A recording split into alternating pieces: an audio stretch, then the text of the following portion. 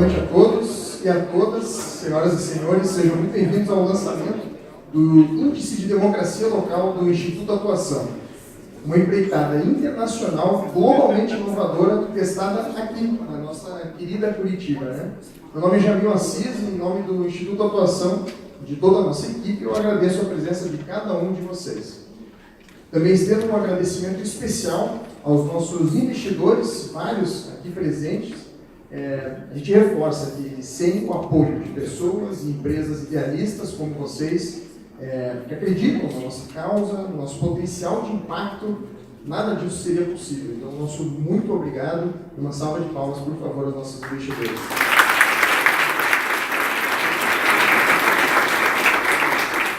Hoje, especialmente, a gente agradece aos patrocinadores deste evento, Laguna Construtora e Renault, e ao parceiro Aquários Gastronomia. Nosso muito obrigado e uma nova salva de palmas para os patrocinadores.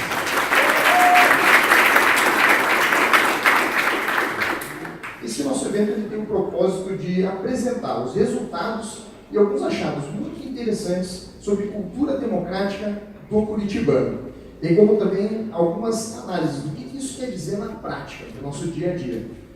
Disponibilizaremos um relatório dessa pesquisa aplicada aqui em Curitiba após o evento para todos. E para falar disso, mais para frente no evento, o meu colega Henrique Raskin, nosso gestor de pesquisa, vai fazer uma exposição para fechar o evento. Antes disso, nosso convidado especial, o professor Roberto Dantas, irá trazer um pouquinho de contexto sobre o tema de cultura democrática e um pouco de impressões da sua extensa experiência no tema. Mas para começar os trabalhos, eu gostaria de convidar aqui na frente para dar uma palavra, como parceiro e patrocinador do evento, Gabriel Raad, diretor-geral da Construtora Laguna. Gabriel. Boa noite a todos. Eu, como filho de libanês, podia deixar fazer um meu comercial aqui. Brincadeira. Primeiro, eu queria parabenizar o Instituto de Atuação, no nome do Pedro Veiga e do Henrique Zétula, pela iniciativa. Nós nos conhecemos, foi em 2015, eu lembro que eles foram fazer uma visita, e ele ficou surpreendido, estava na época com a minha mãe, com a irmã, com o ineditismo da abordagem do Instituto. Bacana a gente preocupada com a democracia, com a cultura democrática, a gente vendo aquele cenário, início de Lava Jato e tudo mais, e aquela coisa tão desagradável, então isso nos surpreendeu, Então, muito bacana mesmo, acho que esse é o grande mérito do Instituto. Hoje eu estava pensando, eu queria dizer aqui um pouquinho, levando minha filha para a escola depois do almoço, e aí eu falei para ela que hoje tinha um evento, que não ia chegar em casa à noite e tal, eu já ia estar dormindo. Então, o que vai ser lá, pai? Eu falei, não, é um evento sobre democracia, filho. Ela tem 5 anos. Mas o que é democracia, pai? Puxa, eu vou explicar, Filha, democracia é você fazer o que você quiser, ter liberdade, mas respeitando o outro, sem prejudicar os outros. Mas como assim? Puxa, me explica melhor. Falei, filha, assim, se você brinca no quarto de brinquedo lá de casa, você pode brincar lá? Não posso. Pode usar alguns? Posso. E depois, pode deixar tudo bagunçado? Não, tem que arrumar, senão a mamãe briga. Isso é democracia. No trânsito, o papai pode pegar o carro e ir para onde quiser, pode viajar, passar. Pode, papai, claro. Mas eu posso andar muito rápido, bater nos outros carros, xingar as pessoas? Não, pai, não pode. Então isso é democracia. Ela foi me perguntando e eu tentando lembrar de exemplos, Então acho que isso aí me veio um pouco do discurso que o Instituto traz, sobre a prática da democracia.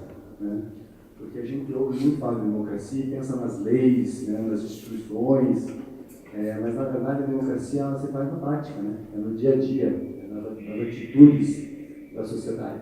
E é isso que faz a diferença. Não adianta, talvez a Venezuela tenha boas leis, desconheço, mas ou já teve, mas talvez isso não tenha contribuído para o bom desenvolvimento da democracia por si só. Então, eu acho que essa abordagem que o Instituto traz é muito interessante. E também o Henrique, outro Henrique, se não me engano, me colocou, mas por por que a Laguna, né, abordou o projeto e resolveu investir no projeto? Por que isso é importante para a empresa, né? E a gente, naquele momento, acho que nem pensou tanto na empresa, mas se a gente pensar, as empresas são importantes agentes da sociedade, né? Então acho que é importante a participação das empresas no processo democrático e de transformação da sociedade.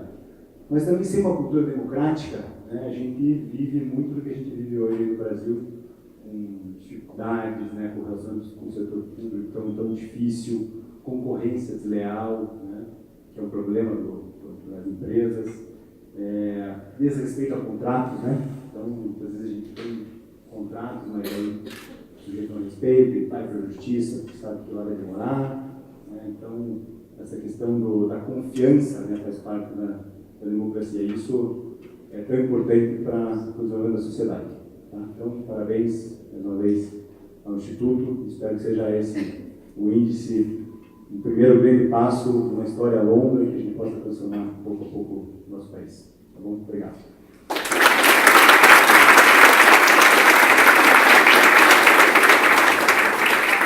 Muito obrigado, Gabriel, pelas palavras, pelo apoio da Laguna novamente ao evento aqui ao Instituto. Agora eu gostaria de convidar aqui para falar o nosso colega e amigo Humberto Dantas, doutor em Ciência Política pela Universidade de São Paulo, colunista no jornal Estado de São Paulo e presidente da Escola do Parlamento de São Paulo, da Câmara Municipal. Né? Por favor, professor Humberto, fique à vontade. Bom, boa noite a todas, a todos. É uma satisfação muito grande estar presente aqui essa noite. É um evento extremamente especial. Me sinto muito honrado de poder falar sobre democracia no dia em que a gente vai falar sobre um indicador de democracia de uma cidade que eu tenho a maior alegria de estar presente, mas a qual eu não vivo e, portanto, vocês me deram uma honra muito especial de ser de outro lugar e estar aqui para falar com vocês. Então, acho que eu preciso agradecer a cada um de vocês e agradecer ao Instituto Atuação por confiar no meu trabalho, confiar que eu poderia ser uma pessoa a adicionar algo num instante tão significativo para a cidade e de uma reflexão tão importante para a cidade. Formalmente aqui eu quero agradecer ao Instituto Atuação e predominantemente aqui a figura do Pedro, do Henrique, do Jamil, do Henrique, da Érica, do Guilherme, de todo esse time, que é um time com o qual eu me relaciono de uma forma muito amiga e de uma forma muito respeitosa em termos profissionais. Eu acho que isso é muito importante para a gente poder refletir. Né? Quer dizer, se a gente está falando de democracia, a gente precisa criar um bom ambiente. Eu acho que o indicador vai mostrar isso. E eu acho que o indicador de um bom ambiente interno e apropriado à lógica da discussão democrática precisa ser absolutamente democrático. Então, muito obrigado por essa confiança. Agradecer, como brasileiro, aos investidores desse projeto e do Instituto. Eu acho que a gente precisa ter uma crença aguçada na ideia de que nós não podemos mais e a gente está perdendo chance de errar. A cada instante a gente perde uma chance nova de errar e chega de perder chance de errar. A demonização que a gente criou em torno da política e do setor público nesse país é algo absolutamente preocupante, doentio e que pode nos levar a algo muito pior daquilo que a gente está vivendo hoje em termos de incerteza e definição. Portanto, acho que chegou a hora da gente efetivamente olharmos nos olhos uns dos outros e não pensarmos aonde a gente se diferencia, mas aonde a gente se equilibra e onde a gente quer ter algo em comum para seguirmos com um país minimamente razoável. Então, como brasileiro, muito obrigado a todos aqueles que apostam nesse projeto, porque eu acho que a gente amadurece demais quando a gente pode discutir de uma maneira tolerante, razoável, equilibrada, correta, honesta a política e tudo que a gente pode fazer por ela, porque afinal de contas ela depende de nós. Né? Nós somos a política e a gente precisa considerar isso de forma muito clara. Bom, eu tenho, como combinado aqui, alguns minutos para falar, e vou tentar seguir isso, já me por gentileza. Com ensino, porque o professor não para, né? Não começa, o negócio vai longe, mas eu tenho uma combinação e o combinado não sai caro e vamos fazer esse negócio da forma mais legal. Eu vou falar para vocês dos últimos 200 anos, mas fiquem tranquilos que serão 200 anos rápidos. Né? Não vão ser 20 anos em 2, mas vão ser 200 anos em poucos minutos. Vai ser alguma coisa pela frente. E eu queria falar sobre o estado da democracia nos últimos 200 anos. O que a gente discutia, por exemplo, 1800 e pouco, e o que a gente discutia ao longo dos 1900 e o que a gente tem como desafio discutir nos 2000.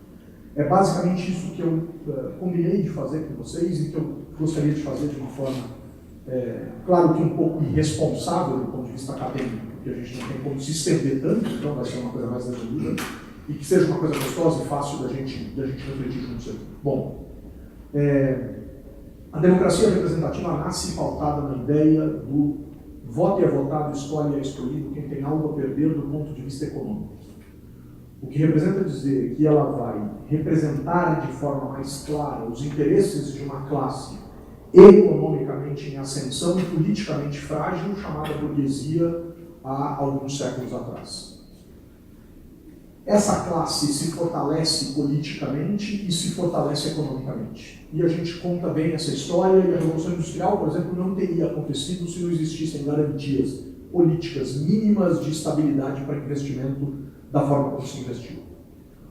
O fato é que percebe-se durante o século XIX que os indivíduos em geral têm algo a perder em relação à sua concepção de Estado e em relação à sua concepção de cidadania, a ponto de que todos devem e podem escolher, e estas escolhas devem beneficiar, no caso da democracia representativa, as maiorias. Postos limites, né? Não pode zoar eternamente o prato de brinquedo, existe um limite de velocidade, enfim, existem limites para que as coisas aconteçam, estes limites são estabelecidos por nós, né? E estes limites devem ser minimamente respeitados. Ótimo. Muda então a concepção de Estado, e o Estado passa a conceber a ideia também de bem-estar dos indivíduos. Essa é uma narrativa já muito próxima ou muito própria do século XX. Mas uma questão importantíssima do século XIX é discutir. Bom, a partir do instante em que eu, então, entrego o voto para todos os indivíduos, na verdade, infelizmente, né, para nós, e sobretudo para os nossos valores atuais, entrego essa possibilidade da participação política para os homens, né, a conquista do voto pelas mulheres, infelizmente é uma coisa mais recente, deveria ter sido, obviamente, uma coisa muito mais longeva, né, uma história infinitamente mais longa, mas a partir do instante em que eu entrego esse direito de promover suas escolhas políticas para todos os homens devem ter o mesmo peso e os mesmos direitos e os mesmos valores em relação aos demais. Então, essa é a discussão do século XIX em termos de democracia representativa. Vota e é votado quem tem algo a perder do ponto de vista econômico, cai. E acende a ideia de que todos podem escolher. Todos com base em quê? Com base em critérios de ponderação associados à ideia da escolaridade. Então eu me dou bem nessa, né? Fiz meu doutorado e tal, o voto tem que valer 20. Não é? E o voto de alguém que é analfabeto tem que valer 1. Essa ideia existe, de fato, na filosofia política do século XIX. Isso é discutido no século XIX. E a gente vai sair do século XIX com a ideia de que não existe isso. Não pode existir nenhuma distinção entre os indivíduos. E a gente tem que partir da ideia de que votam todos aqueles que cumprem critérios mínimos. Que critério mínimo é esse? Para o século XIX, pelo menos a alfabetização e idade. A partir do instante em que a alfabetização e idade são contemplados, uma idade mínima e um mínimo de alfabetização, esse sujeito vai valer 1 como qualquer outro sujeito valerá. Nasce o princípio mais claro e norteador das democracias representativas modernas. Um homem, um voto, um valor. Todo homem tem direito a dar um voto, todo voto vale a mesma coisa diante dos demais. E esse é um princípio elementar e muito importante. A partir disso, a gente passa a entender que os partidos políticos vão ter que mudar completamente sua noção de estratégia de captação de votos. Eu não vou mais a arenas, a esferas exclusivas de pessoas que conseguem comprovar renda para ter representação e para representar. Eu vou ter que ir às massas. Então, o conceito de partido político, sobretudo durante a segunda metade do século XIX, muda, e muda justamente para que consiga dialogar com essa massa de indivíduos que vale rigorosamente a mesma coisa. Isso causa, ou isso traz uma transformação gigantesca para a história da humanidade, sobretudo, obviamente, para os países ocidentais, para os países democráticos, enfim. O símbolo disso no cinema é o Charlie Chaplin segurando aquela bandeirinha cinza num filme preto e branco, e não existe nada mais vermelho do que aquela bandeirinha cinza que ele segura naquele filme. E você vai discutir aí, claro, uma lógica de esquerda, de direita, de aspectos ideológicos, etc., extremamente importantes, mas que marcarão toda uma lógica política que vai contar a história da humanidade em termos do que seja essa ideia de democracia representativa. Bom, findado do século XIX, com essa ideia de um homem, um voto, um valor, eu vou passar o século XX inteiro tentando incluir mais pessoas para dentro desse jogo, para que eu possa conceber um princípio importantíssimo para a democracia, que é o princípio do sufrágio universal. Portanto, todos possam participar politicamente. E aí eu vou assistir o maior movimento de todos, é a entrada da mulher dentro da política. E países diferentes contam essa história de formas diferentes. Então eu tenho, sei lá, em 1918 os Estados Unidos como nação, mas alguns estados antecipando isso. Eu tenho em 1927 o Equador como o primeiro país do continente sul-americano. Eu tenho o Brasil em 1932. Eu tenho a Itália e a França a partir do fim da Segunda Guerra Mundial em 1945. Eu tenho a Suíça em 1971. Eu tenho Portugal precisando esperar a Revolução dos Cravos em 1974. E os países vão contar de formas diferentes como foi, obviamente, a conquista do voto e do direito de escolha dos seus representantes, mas mais do que isso, a entrada da mulher nesse jogo. Isso não se restringe, por mais importante e relevante que seja essa história, não se restringe apenas ao público feminino, mas a tantos outros públicos que também buscaram o seu direito de participação política ao longo do século XX. Etnias distintas dos mais diferentes países, né, com as suas histórias. No Brasil, por exemplo, a conquista na década de 70 com o Estatuto do Indígena, do voto dos índios, que veio se firmar de maneira mais clara mesmo durante a década de 80. A gente ainda tem alguns outros desafios muito interessantes. O analfabeto. Por que este sujeito não tem o direito de escolher aquilo que ele deseja para ele, numa concepção de Estado, de direitos e coisas dessa natureza? Em 1985, por um decreto, o Brasil concede o voto para o analfabeto e para o analfabeto. Que também é uma conquista muito relevante, uma conquista muito importante. Até que a gente chega em 1988, uma conquista raríssima no mundo, que é o voto para o jovem de 16 e 17 anos. Talvez um dos primeiros, não o primeiro, mas um dos primeiros países do mundo a oferecer esse direito à sua população, no caso, à sua população jovem. Brasil, Guiné-Bissau, Nicarágua, Cuba, Irã, Áustria, Equador, enfim, alguns países que foram trazendo esses jovens para dentro, alguns inclusive que não são considerados democracia, de acordo com alguns indicadores e com algumas medições. A despeito disso, oferta-se o voto a esse público. Em alguns lugares com 15, o que é raro, mas salvo engano, na parte do Irã você pode votar com 15 anos. Em alguns países com 16, é o caso do Brasil, a imensa maioria dos países do mundo com 18, algumas raridades com 19, 20, 21 anos. Mas o fato é, nós incluímos muita gente. Nós efetivamente, ao longo do século XX, quantificamos a democracia de um modo muito expressivo. E ao quantificar a democracia de um modo muito expressivo, incluindo os portugueses aqui radicados com legalidade, dentro da lei, né, tudo direitinho e tal, a partir de 1997 os portugueses, por um acordo internacional entre Brasil e Portugal, passaram a ter direito a voto aqui, assim como o brasileiro regularizado, né?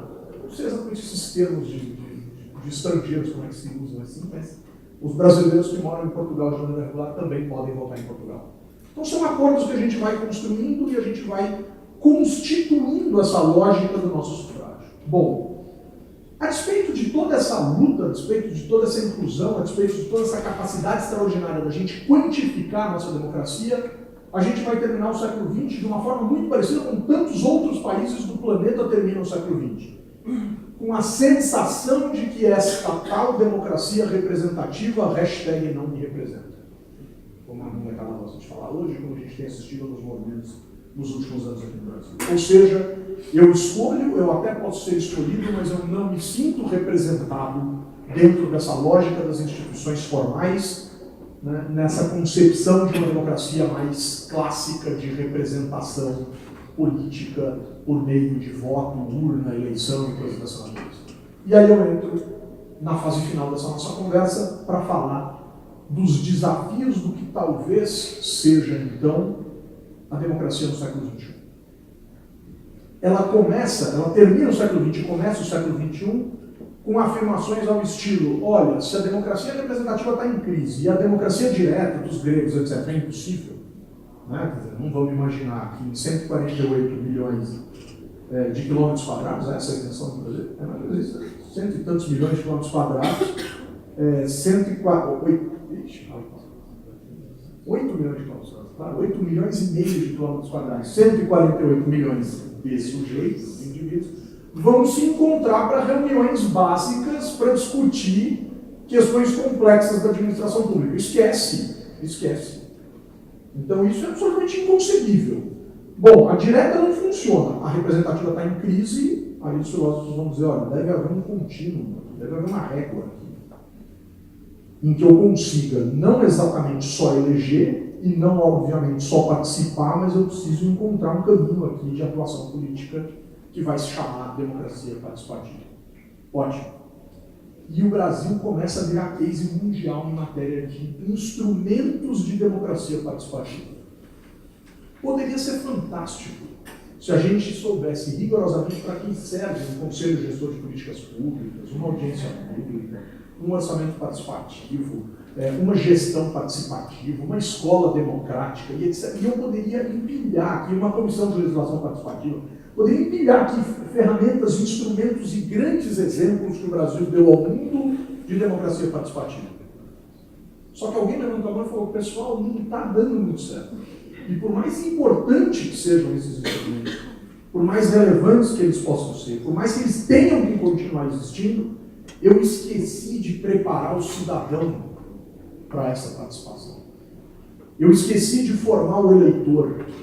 E eu esqueci de formar o sujeito, o indivíduo cidadão. Portanto, quantificar a democracia é genial. Participar para além do voto é maravilhoso, mas eu preciso preparar esse cara para esse exercício. E esse é o papel de um instituto como atuação, esse é o papel de uma rede gigantesca de organizações que estão trabalhando nos setores público e privado, no primeiro, no segundo e no terceiro setores, pensando: puxa vida, precisamos melhorar a qualidade do indivíduo no que diz respeito à sua percepção sobre política. Portanto, eu preciso qualificar. O desafio quantitativo está cumprido. 148 milhões de eleitores sobre 200 e poucos milhões de indivíduos. Mais de 70% das pessoas que pisam nesse país votam. A gente não pode desprezar isso de maneira nenhuma. A grande questão é o quanto nós estamos efetivamente preparados para esse exercício e o quanto nós somos formalmente preparados para esse exercício. E esse é um dos grandes desafios da nossa sociedade, mas não só da nossa, de tantas outras. Que outras? Todas. Norberto Bobbio, um grande pensador político da Itália, dizia: a educação política é a promessa não cumprida da democracia. E quando a gente estabelece, cria um instituto como a atuação, que afere um índice para discutir democracia dentro de uma cidade, a gente está começando a tentar mudar um pouco dessa história, unindo a tantas outras iniciativas que são feitas nesse país, para que a gente comece simplesmente, e esse simplesmente vem com muitas aspas, porque não é nada simples, a gente começa a tentar mudar essa ideia de que a promessa não foi cumprida. Como promessa não cumprida, por vezes, para nós brasileiros, combina muito com política, o que a gente precisa fazer é cumprir as promessas que estão estabelecidas. E mudar a cultura democrática de uma sociedade é promessa das mais significativas para nós. Portanto, parabéns, felicidades para vocês que conseguiram construir isso para essa cidade e que isso se reverbere das melhores maneiras possíveis. A gente vai receber vocês lá em São Paulo para discutir isso lá também, porque a gente foi encantado, falando: vamos fazer uma palestra lá, vamos fazer bagunça, vamos fazer barulho, porque isso é essencial. E para completar, a parte significativa disso que eu coloquei aqui, eu aprendi e li nas duas coleções de livros de democracia do Instituto de Atuação. Obrigado, boa noite.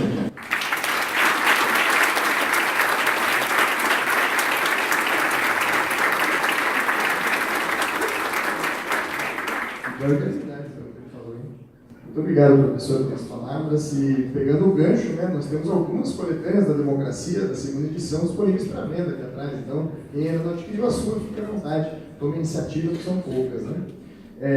Muito obrigado, professor, pela fala, que realmente é uma missão que não é só atuação, é um trabalho que a gente vem desenvolvendo com vários outros parceiros de levar isso adiante, né, de botar isso na prática mesmo e transformar, né, no nosso país, a nossa cultura democrática. Bom, para fechar a noite, então, e apresentar justamente mais detalhes, né, o que a gente está falando aqui, o que a gente achou de informação sobre a nossa democracia aqui em Curitiba. Eu convido agora Henrique Nascimento, mestre em Ciência Política pela Universidade de Columbia, em Nova York, e gestor de pesquisa do Instituto Atuação. Venha mais, Henrique.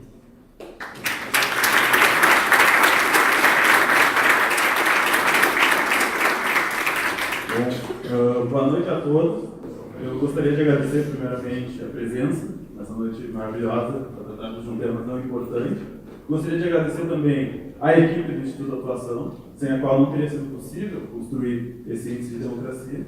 E gostaria também de dizer que é muita alegria para mim poder apresentar para vocês esses números, que são muito importantes para a construção da nossa democracia no Brasil e que trazem junto a eles uma pauta que tem que ser discutida, como muito bem o professor Dantas colocou, que é o tema da cultura democrática, que é muito caro para a sociedade e muito caro para o Instituto Atuação. Eu não pensei em forma mais adequada de começar a falar sobre esse tema do que trazendo essa frase que todo brasileiro já ouviu em algum momento da vida. Brasil, o país do futuro. Todo mundo já escutou essa frase porque ela contém nela mesma todo o princípio que a gente acredita sobre a política.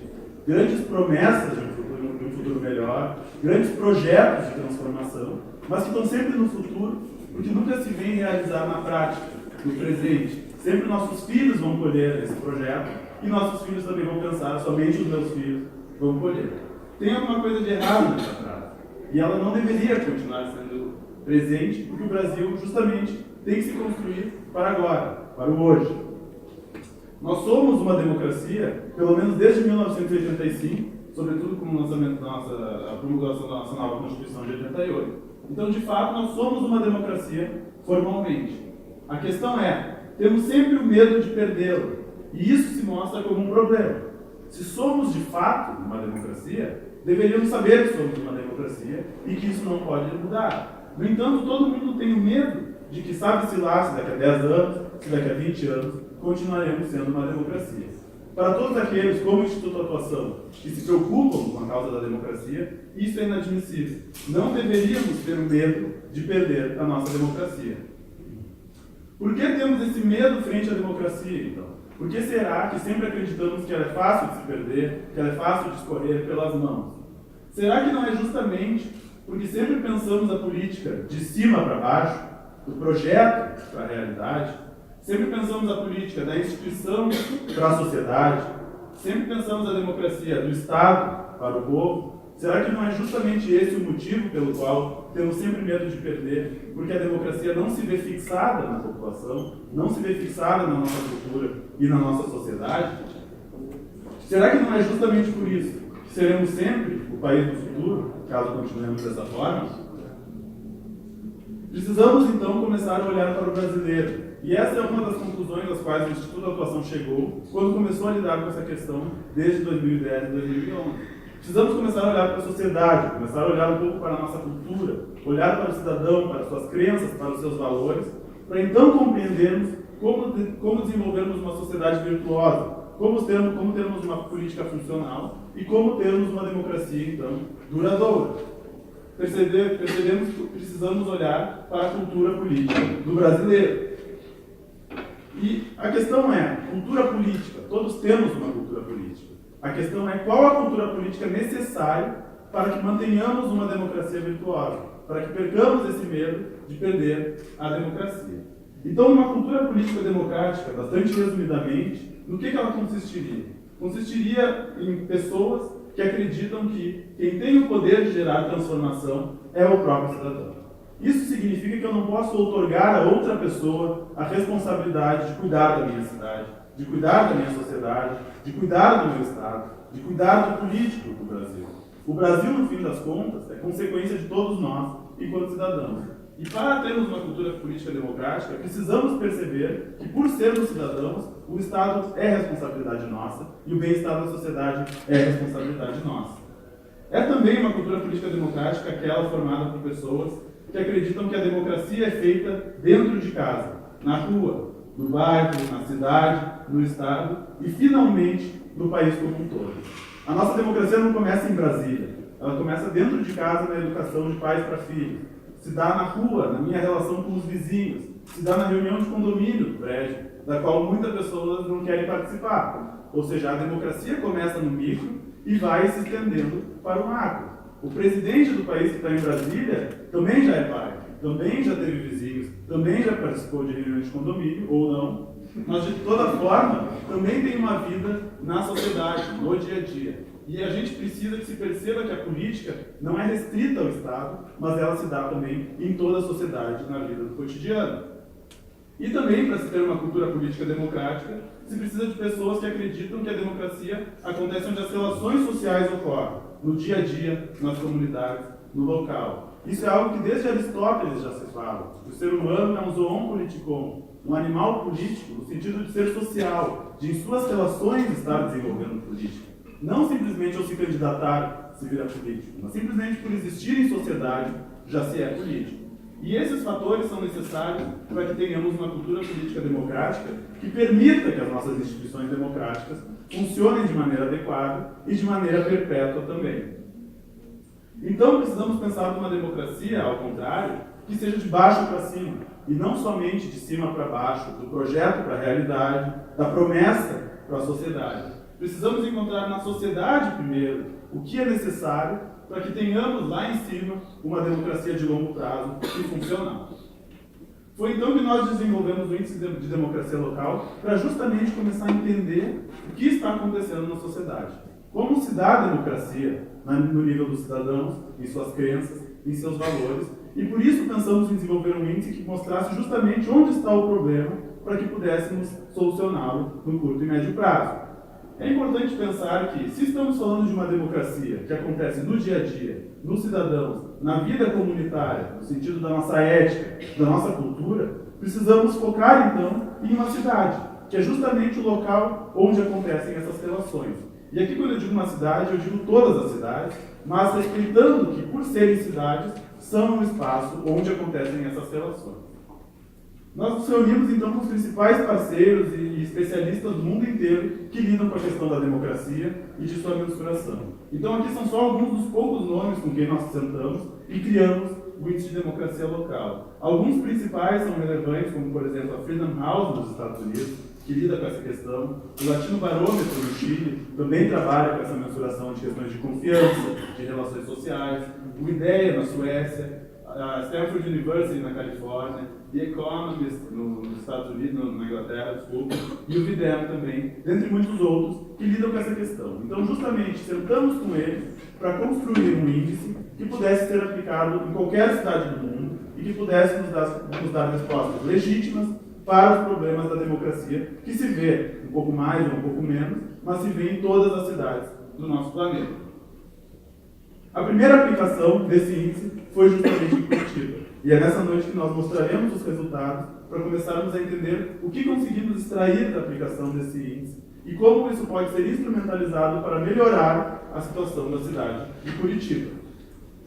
A informação coletada nesse índice, só para explicar para vocês um pouco como aconteceu, se deu a partir de 3 fontes diferentes, e isso já mostra o quão inovador é o Índice de Democracia Local. Primeiro, porque se quis olhar justamente para a população da cidade. Então, se fizeram 900 questionários distribuídos por sexo, faixa etária, escolaridade, renda e regional, respeitando as proporções da cidade, para que pudéssemos ter, no final do índice, uma resposta que diga respeito ao curitibano em toda a sua diversidade interna. Além desses 900 questionários aplicados direto à população, também foram feitas entrevistas em profundidade com especialistas de Curitiba. Então foram entrevistados vereadores, jornalistas, acadêmicos, empresários, servidores públicos, lideranças comunitárias, pessoas que também vivem a cultura da cidade e entendem um pouco mais sobre a democracia e sobre a cultura do curitibano, para complementar esses 900 questionários que foram aplicados à população em geral, aleatória.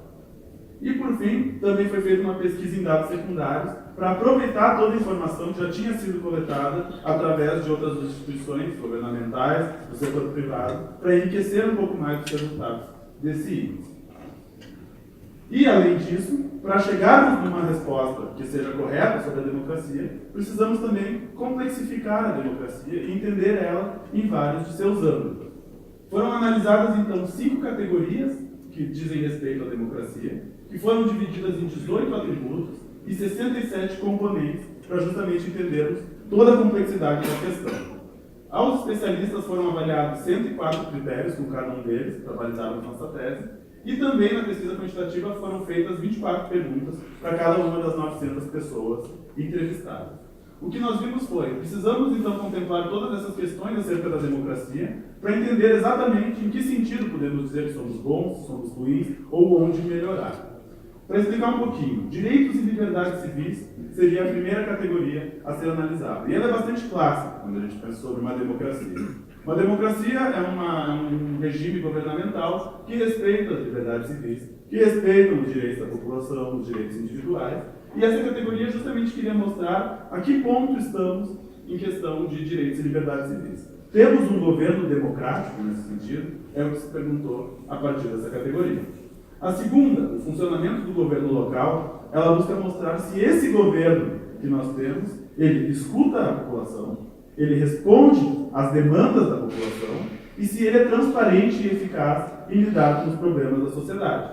Ou seja, ele também mostra a nível de governo se ele é democrático ao escutar as demandas.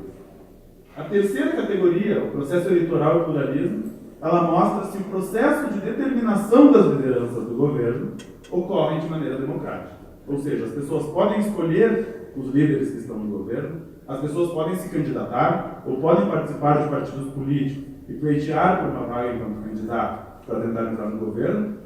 Aqui mostra a universalidade dos cidadãos em poder participar do Estado. Agora, as outras duas últimas categorias, elas dizem respeito mais à sociedade civil. Então, se aqui estávamos olhando para o Estado, aqui queremos ver um pouco mais o comportamento do cidadão que não pertence ao Estado e que também pertence ao Estado muitas vezes. O primeiro, de participação política, ele mostra se os cidadãos participam da política. E se participam ao querer votar e ao votar, mas também se participam na vida comunitária. Eles se associam, eles buscam resolver os problemas da sua comunidade, eles fazem parte de movimentos locais para resolver os problemas que encontram no seu dia a dia. Isso a categoria de participação política busca ver.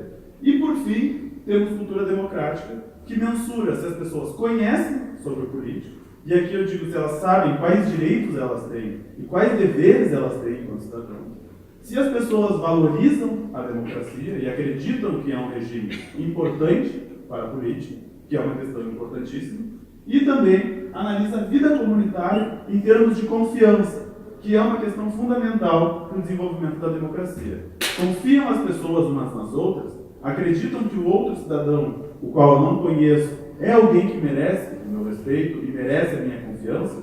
Isso também é visto a partir de cultura democrática. Aplicando então essas questões, chegamos ao índice geral de Curitiba.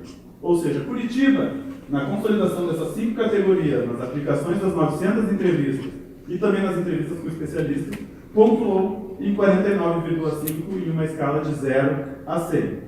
Ou seja, de 0 a 100, Curitiba está quase na metade do seu potencial enquanto democracia. E um dos preços caros que nós temos que pagar pela inovação que é o índice de democracia local é o fato de não termos uma referência de comparação com outras cidades. Como eu disse, é uma grande honra que Curitiba seja a primeira cidade, e o preço que temos que pagar é que não temos outra cidade que tenha sido aplicado esse método para comparar. Agora, apesar disso, nós podemos chegar à conclusão de que 49,5 é um número que deixa muito a desejar. Ou seja, Curitiba tem um potencial muito maior do que 49,5. E é por isso que precisamos olhar um pouco os índices que estão dentro desse número para entender, então, qual a urgência ou qual o ponto que deve ser acessado para que melhoremos esse número de 49,5. Olhando, então, cada uma dessas categorias, nós vemos como cada uma se corresponde à realidade. Então, nenhuma delas teve um resultado maravilhoso. Então, a melhor que temos foi de processo eleitoral e pluralismo, com 65,6%. Mas, de toda forma, nós conseguimos ver uma clara distinção entre as categorias que dizem respeito ao Estado e as categorias que dizem respeito à sociedade civil.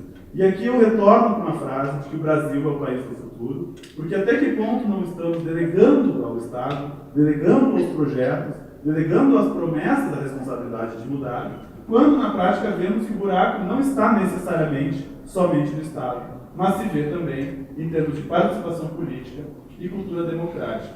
Só para chocar um pouquinho com números, participação política é praticamente 1/3 da nota que recebeu o nosso processo eleitoral e que muitas vezes ficamos focados em contemplar o processo eleitoral, se ele deveria ser assim ou se ele deveria ser assado, quando não estamos vendo que a participação política está em 22% e a cultura democrática não chega a 40%.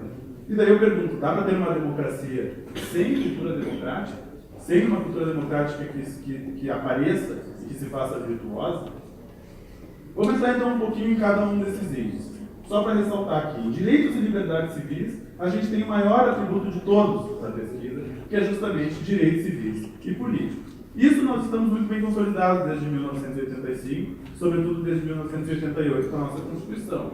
Ou seja, existem direitos civis e políticos, existe liberdade de expressão, existe liberdade econômica, mais ou menos, ali pela metade, existe acesso à justiça. Isso é muito relevante porque esses dados nos ajudam a explicar alguns problemas que a gente tem. Ou seja, não é por censura, não é por medo, não é por ditadura que não somos democráticos. Vemos então o funcionamento do governo local como a segunda categoria, e aqui começa a aparecer o problema que não dava para ver em direitos civis e liberdades. Os dois atributos dessa composição do Estado que menos pontuaram têm, de certa forma, alguma relação com a sociedade civil. Então, o primeiro ponto, o mais baixo do funcionamento do governo local, é justamente a responsividade do governo. E é interessante, porque quando nós falamos em responsividade, nós precisamos contemplar também a demanda, nós precisamos contemplar também a cobrança, que os cidadãos fiquem ali fiscalizando e cobrando. Não é à toa que nós vemos que a responsabilidade está em 42,4%, porque é muito fácil receber uma política ruim do Estado e dizer o Estado não presta, em vez de ir lá e cobrar que façam diferente. Isso vemos também em segurança pública, com 48%, e aqui é auto-evidente o problema da sociedade civil. O Estado protege um indivíduo do outro, em muitos aspectos, e se temos um número baixo de segurança pública, é porque temos violência, é porque temos desrespeito à propriedade alheia, e é porque temos desrespeito à vida do cidadão alheio. Temos também processo eleitoral e pluralismo, e a questão se vê novamente. Escolha democrática é o menor dos atributos dessa categoria. Temos em 48,4%. E é importante falar porque nós não estamos falando do sistema ou da capacidade de inclusão do sistema, mas a qualidade da escolha democrática. Se existe diversidade, se os políticos, que são, no fim das contas, cidadãos, trazem diversidade ideológica, trazem reais diferentes projetos para se debater, ou representem alguma diferença de escolha na hora de votar, que muitas vezes não se vê. Aqui, quando entramos em participação política, fica gritante a questão da participação comunitária. Então, vimos índices baixos no nível dos 30, dos 40, agora a gente tem uns 5 aqui piscando na nossa frente, de que as pessoas não participam da comunidade.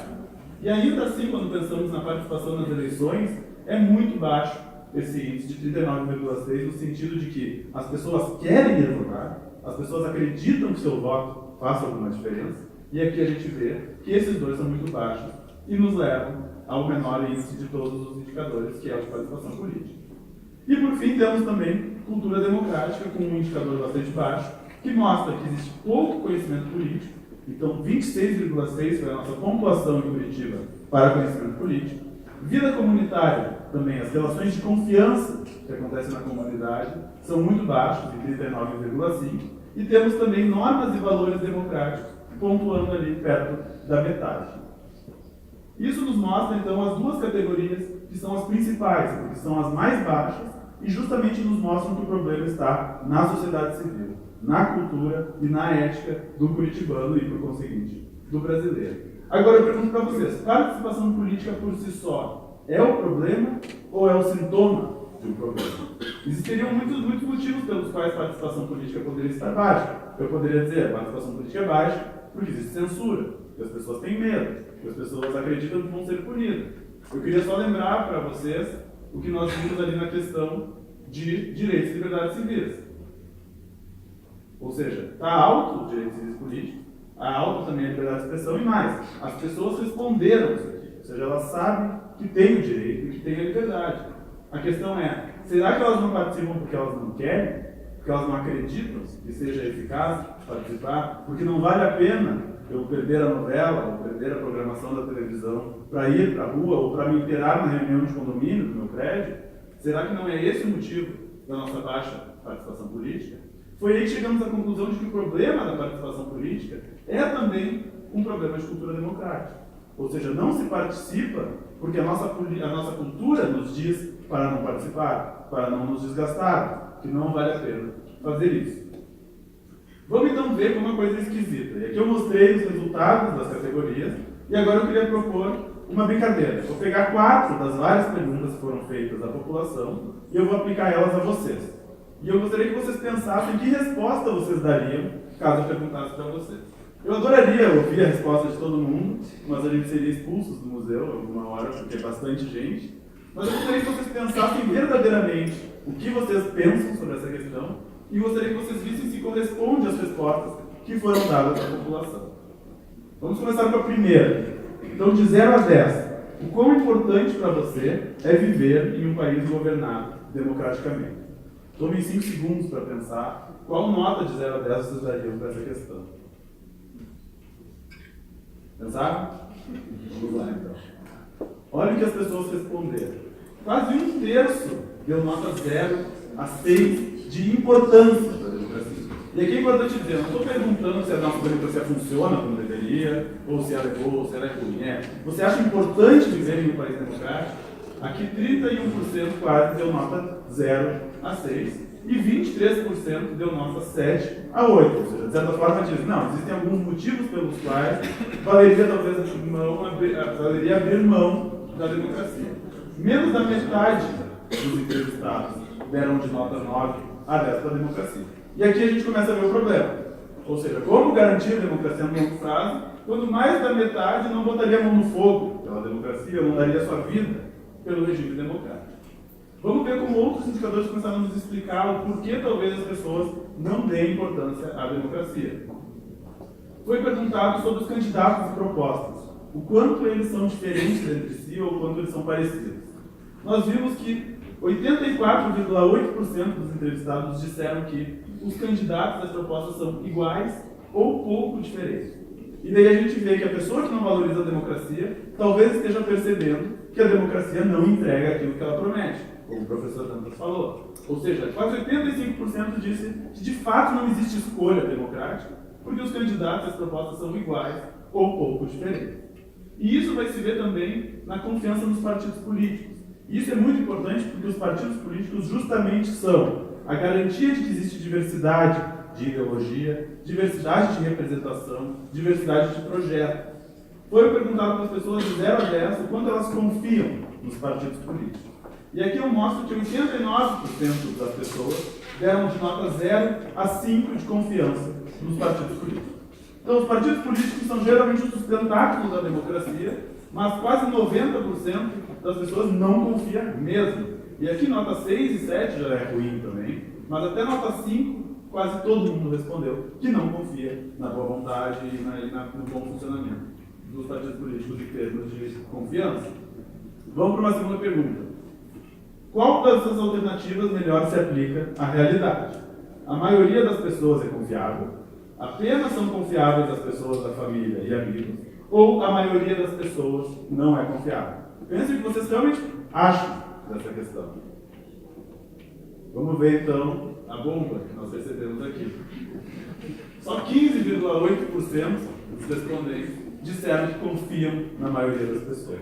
E isso é muito problemático quando falamos em democracia, que é o governo do povo, para o povo, pelo povo. Eu não confio no povo. Por que eu vou dar poder ao povo? Se eu não confio nem no meu vizinho direito, muitas vezes, porque se apenas confiar as pessoas da família e amigos, talvez o vizinho já não entre nessa questão, que divide um andar comigo, que divide um prédio. Daí a gente começa a ver como, de novo, o problema é cultural. Vamos ver também a atribuição de nota 0 de confiança às instituições. Então, considerando que não se confia muito nas pessoas, o quanto se confia nas instituições políticas E cada uma dessas barras é uma das perguntas feitas, onde se pediu uma nota de 0 a 10.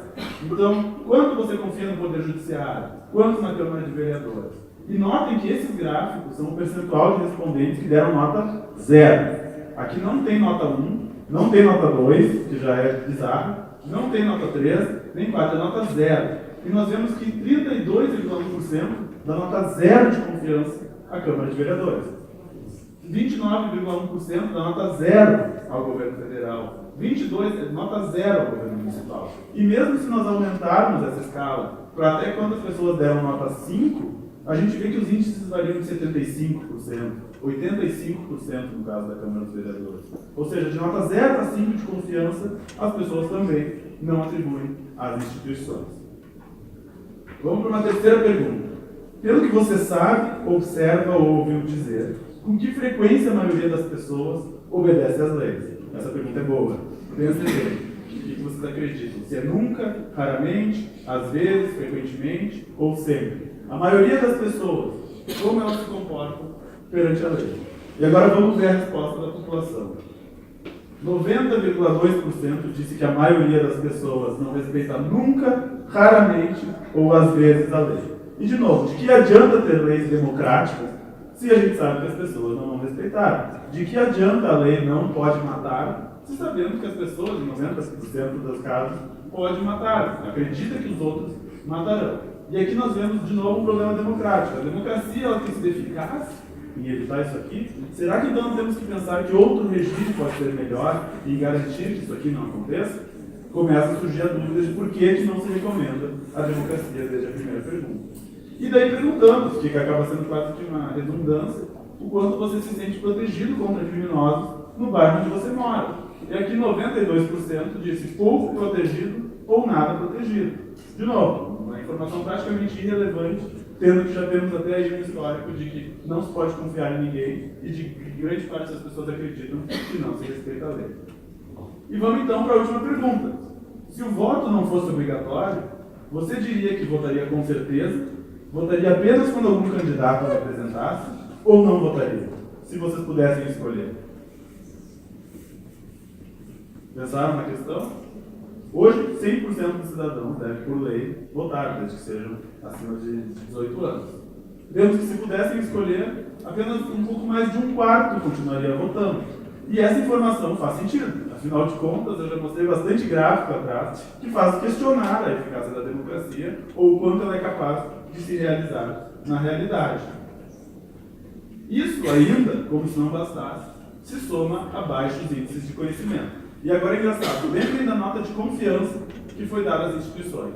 Então, 30% deu nota 0 para os vereadores, 20 e tantos deu 0 para a prefeitura. Perguntamos quem é o responsável pelo poder legislativo municipal. 60,8% das pessoas não soube dizer Câmara dos Vereadores. Ou disse um nome errado, que não dizia respeito, ou admitiu que não sabia. E 60% não soube dizer prefeitura para o poder executivo municipal. Então a gente tem um problema. Eu não confio na prefeitura, não confio na Câmara dos Vereadores, mas pelo jeito eu nem sei o que eles fazem.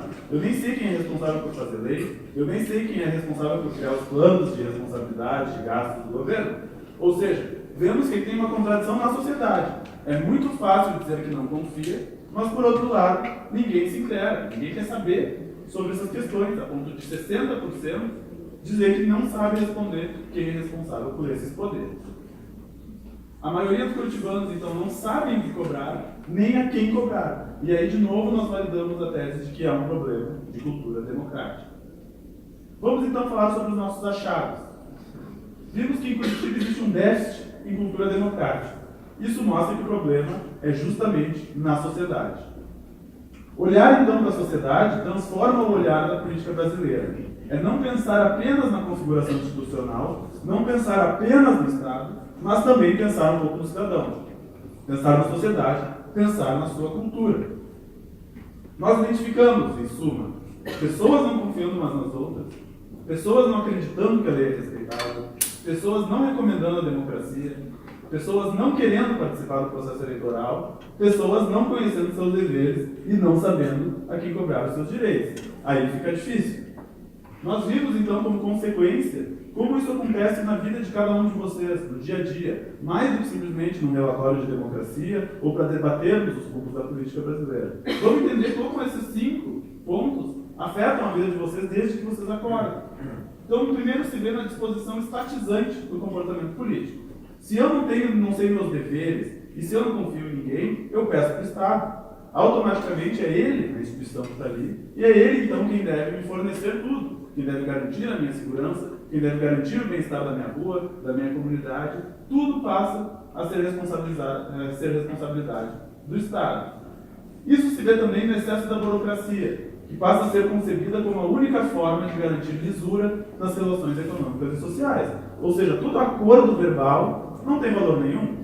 Se afinal de contas é muito provável que eu não possa confiar no outro, como vou confiar na sua palavra? Vamos ter que fazer contrato, vamos ter que registrar em sei lá quantos tabelionatos, vamos ter que garantir que a palavra dele seja honrada, porque simplesmente no acordo de mão e na fala não é suficiente. Vemos isso também no engessamento das relações comerciais, em nome de garantias. É a percepção de que toda relação é um potencial ganha-perde, é uma potencial relação de soma zero, porque toda hora alguém pode estar querendo passar a perna em mim. Toda vez o dinheiro que eu invisto não retornará, porque eu não posso contar com a boa vontade das pessoas de me pagar de volta, contar com o senso de justiça de honrar um comportamento e um compromisso.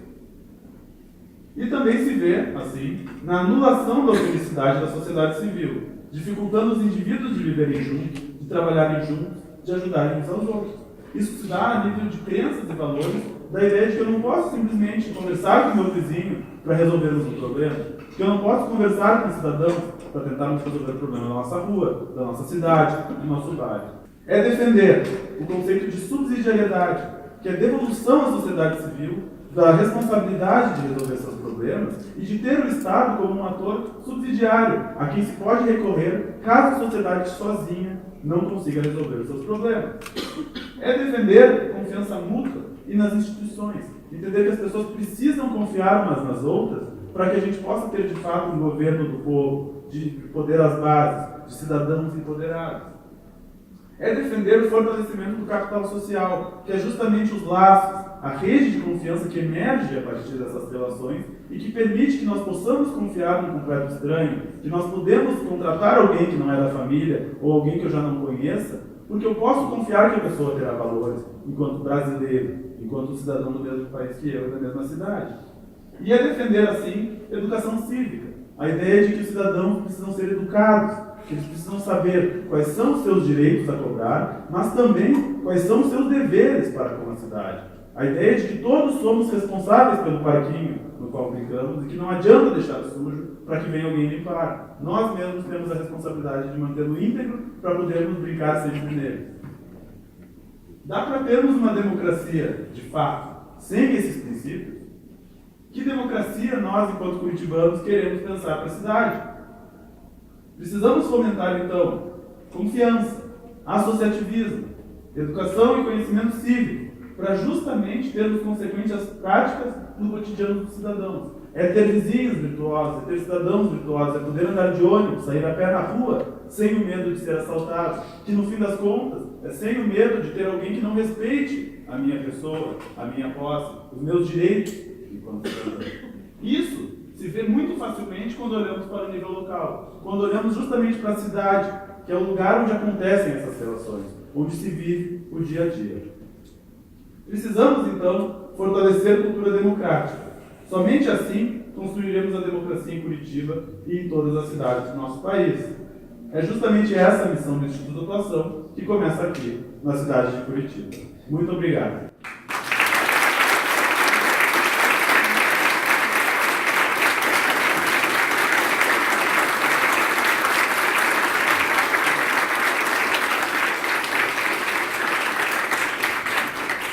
Muito obrigado, Henrique. Belíssima exposição dessa pesquisa que, como ele trouxe, levou muito tempo para chegar nesse estágio e que traz muitas informações que, com certeza, como trouxemos aqui, fazem parte da missão da atuação, da nossa prática, dos resultados que nós esperamos, né? E a gente espera, sinceramente, que esses achados e que todas as informações que nós estamos divulgando aqui sirvam para o desenvolvimento da democracia aqui em Curitiba e em todo o resto do Brasil. Então, a gente anuncia também, com muito prazer, uma parceria especial com os nossos colegas da Gazeta do Povo. E os resultados dessa pesquisa agora estão disponíveis live, ao vivo, né, que me trouxeram aqui em primeira mão, no site da Gazeta, num infográfico interativo, né, para a gente brincar com esses dados das diferentes regiões da Curitiba, para a gente ver como estão as diferentes idades, as diferentes classificações por renda, por sexo, por diferentes regiões, né, regiões.